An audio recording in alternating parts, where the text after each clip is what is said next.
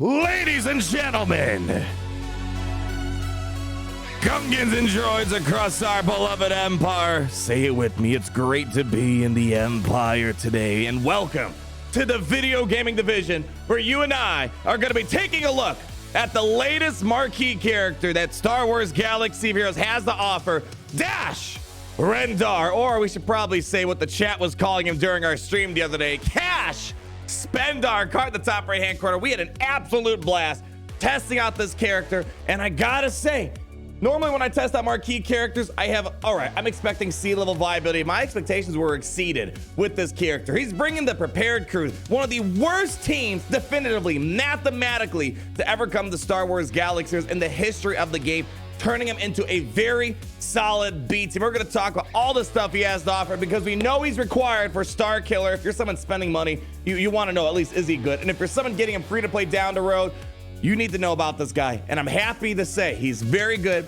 And I'm hoping the next few marquees are good. But you know what's not good? What they did to the marquee model. And we're going to rage about that after I cool off with this Raid Shadow Legends. It's that time of the year where the festivities are just around the corner and people are hoping for little elves to drop presents off at their house. But what if I told you those elves look like this? That's right. There's more than one species of elves. And today I'm going to enlighten you on the dark elves in our sponsor segment of Raid Shadow Legends.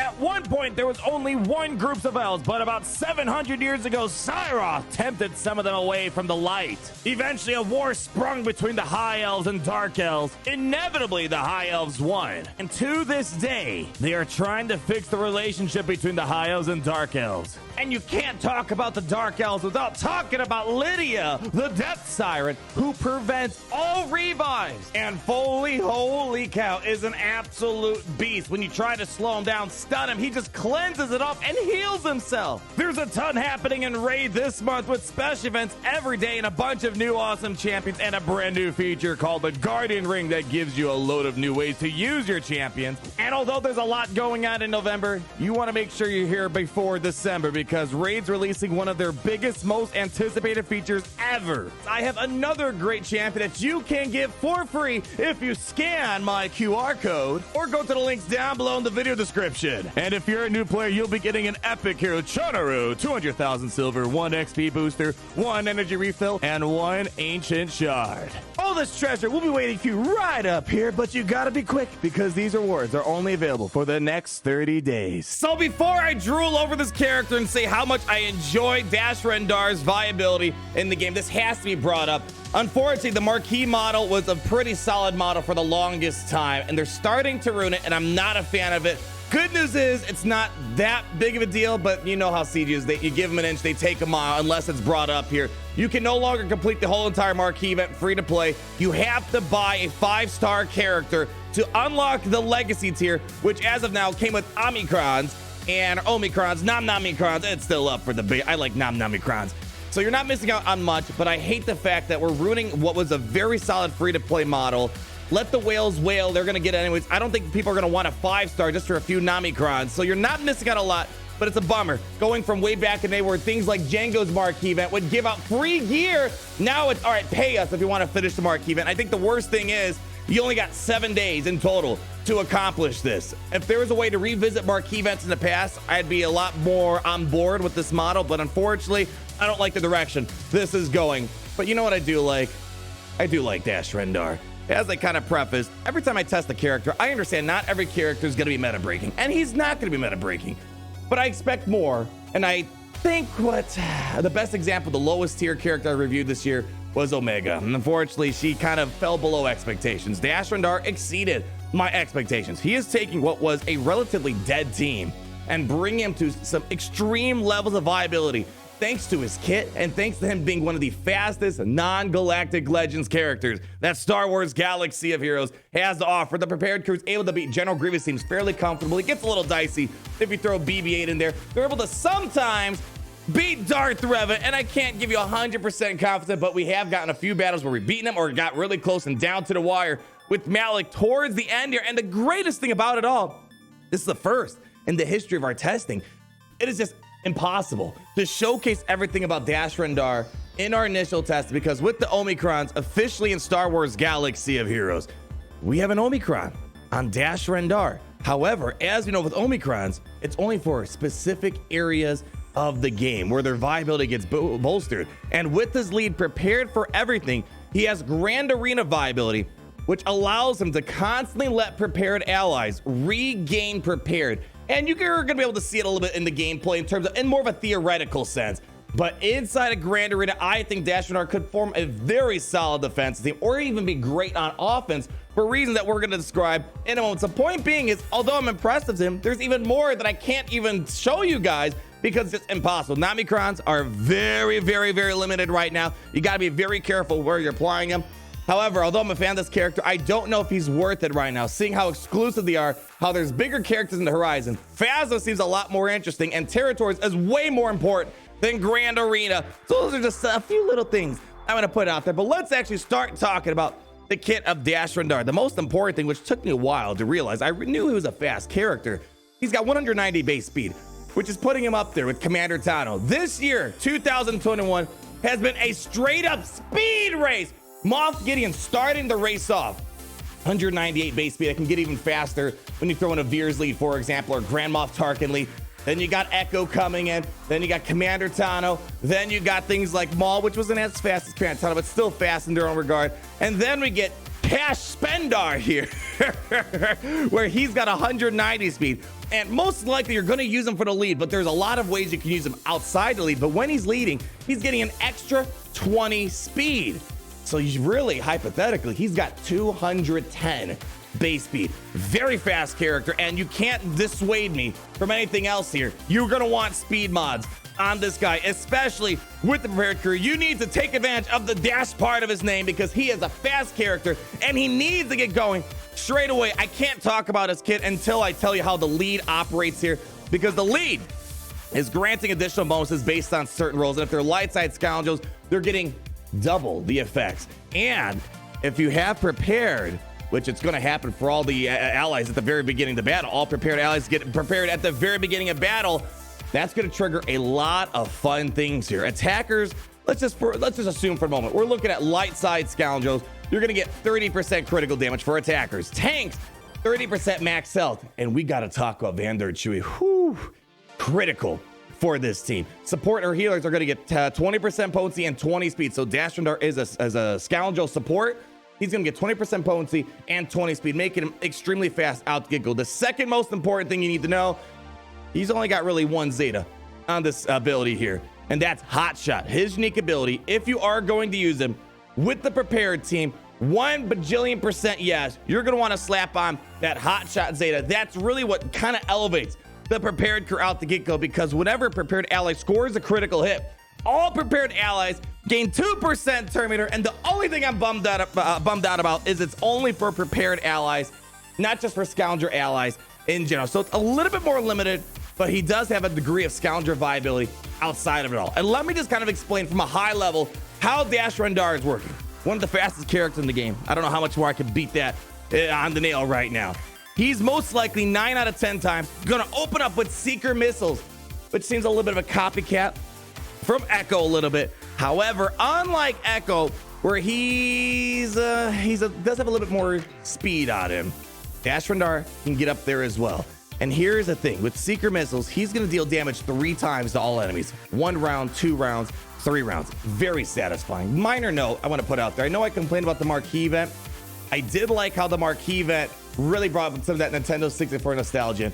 And I do love the more important part I want to get out here. I do like the little subtle animation where he has to constantly switch the attachment on his weapon. Very nice small detail, and it's very satisfying seeing him switch the attachment, move over to Seeker missiles here. First round's going to dispel stealth, and it's going to apply daze. Fan-freaking-tastic. The second instance going to apply defense down for 2 turns, which is whatever, which it might be nice for setting yourself up. But then the third instance going to apply critical damage down. And the great thing is, this attack can't be evaded or resisted, so it's kind of stealing a little bit from Echo. Echo had an AoE daze, very fast. You couldn't resist. The Dash Rendar is like, anything you can do, I can do better for the most part here. And kind of like how Echo pushes turn meter to the Bad Batch when he's sucking away the buffs from that daze ability. That's why you need that Zeta on Hot Shot, because assume for a moment you're hitting all 5 enemies 3 times. You're going to get 15 critical hits, let's just say. with that unique ability we saw with Hotshot, that's 30% turn meter. He is pushing for the prepared team a massive boost of turn meter, which just lets them start cascading big plays out the get-go. That was one of the biggest problems they prepared. They didn't really have a way to get going and do some serious damage, and that's where Hotshot comes in, because it's pushing turn meter and it's increasing our max health potency and the offense on this team here. So that is the most important thing I want to put out there. It's fast, does a massive AoE that splashes 15 hits. You might get 15 critical hits, which we'll talk about mods a little bit at the end, and the whole team just gets going and big plays start happening. Next up here, we'll talk about stop right there. The rest of the kit's pretty straightforward, but I think it's just important to understand how Seeker Missiles ties in with the unique ability and the lead of Dash Rendar. His stop right there, buff the spell, is nice because he's 9 out of 10 times gonna be the first person going. And sometimes you might want to clear taunt, so that way you open up the mass swarm from Kira on someone else a few seconds later. Has a stun, does extra damage for each buff the spell. I only looked at this more kind of opening the gates for us to kind of move around to where we need to go. The basic, though, something it took me a while to kind of realize, we didn't have the tactile scanners on.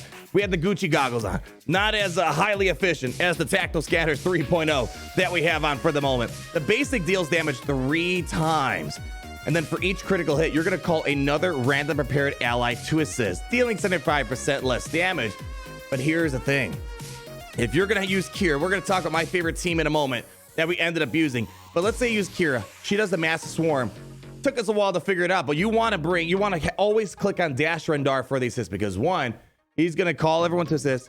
And then secondly, that basic ability, if he gets a couple critical hits, he can possibly call 3 more people for the mass assist. And ultimately, what's really important to this is that the more critical hits prepared allies are scoring, the more turn meter to gain. You want to keep that turn meter moving on. It's kind of a little bit of how Beskar Mando lead works. Maybe it's a little bit more limited. Beskar Mando, you just got a damage to get turn meter. Here you got a critical hit, but the nice thing is it's a unique ability, whereas Beskar Mando, it's a lead that pushes turn meter, and that's why I really like how he operates in general here. So pretty solid ability right there. My absolute favorite team that I was rocking with Cash Spendar. I love that name that the chat came up with. This Star Killer is going to be expensive, guys. Really is here. But I'm happy for a few things here. Firstly, they threw on the smuggler tag last second. Originally, he wasn't going to have a smuggler tag, so at least he's going to be helpful for things like Conquest down the road. But my absolute favorite use out of this guy right now is the prepared squad. And there's a lot of different teams you could form up here because of all the smugglers and the scoundrels in the game.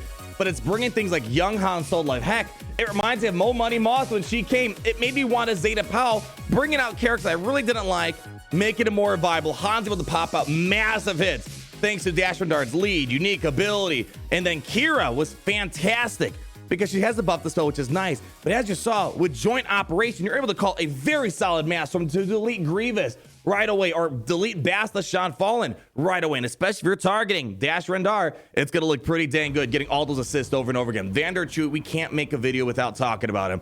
As I mentioned, this isn't technically a complete review because I haven't been able to test him on Grand Arena, and I probably won't for a while. So if you guys see some Grand Arena footage of an Omicron Dash Rendar, let me know. But his ability to constantly revive is going to be even more better than before, because in Grand Arena with that Omicron, every time you lose prepared, you regain it back. And with prepared on Vandar Chewie, every time someone dies, he's going to bring him back from the grave. But if he keeps getting prepared, he's going to keep reviving everyone. So what does that create? It creates a situation where you have to kill off Vandar Chewie unless you have a character or an ability that prevents revives. But the problem is, in order to get the Chewie, I'm assuming L337 is going to play a very critical role inside the team. She's a pre-taunting tank. She's going to taunt very frequently for the team. She's going to keep spamming heals for the team because she's always going to get prepared on her. It's going to turn into a nasty situation in Grand Arena defense where you got to kill off you got to get around L3, but she cleansed the buff immunity to shock, so you might have to fracture her so you can get around her and work towards Vandar Chewie. It's going to be very difficult to put this team out. And from an offensive perspective, the AI on defense are usually dumb. They might not kill Vandar Chewie because they don't know what they're doing. And what that means for you is that you can kind of take advantage of that and keep reviving and maybe eke out wins that might be more difficult in a squad arena territory war setting that you might be able to pull off in there, because the prepared is always going to come back. And that's only just a slight kind of glimpse into what prepared does for everyone here. Han Solo, every time he's prepared, he's able to give extra protection regeneration. He's going to do extra damage as well. It's pretty nasty seeing the prepared come back over and over again. I'm not sure if I'm personally sold on giving it to him, because there are a lot more important things: a Star Killer, Boba Fett, Sign of Django, as well as Captain Fantastic. Those are the three most important ones right now for some of the most important game modes out there for the moment. So we'll have to wait and see if this is going to be something we're going to see more down the road, but a big fan of it. And one more note I want to put on before we quickly talk about mods here.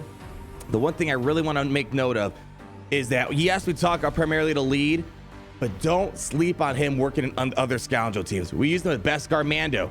15 hits on his AoE. What does that mean? That means tons of turn meter. That's 30% turn meter you're feeding to all the Scoundrel allies on the team. And he doesn't even need the critical hit. He just has to land the hits to make it happen. And that's going to help the Whistling Birds stack up very quickly if you time it out correctly here. We didn't talk about things like how he might work in a bounty hunter crew, but the thing I really want to point out here, Boba Fett's Sign of Django, because why? The Fett Legacy lead. I know it's been a while since we looked at it, but the Fett Legacy lead applies to pretty much, Dangerous Reputation lead applies to pretty much everybody. Bounty Hunter or Scoundrel allies are going to get plus 50% critical avoidance, tenacity up. They're going to get extra critical damage. And then if you keep looking forward and forward more, you're going to see that pretty much all Bounty Hunters and Scoundrel allies can work towards a contract. Wild debuff, damage a debuffed enemy 20 times.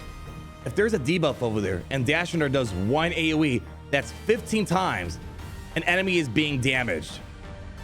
So I think this guy, yes, he's great for the prepared crew. I think he's going to have a very solid degree of plug and play viability. He's going to work in the Beskar Trash Though teams.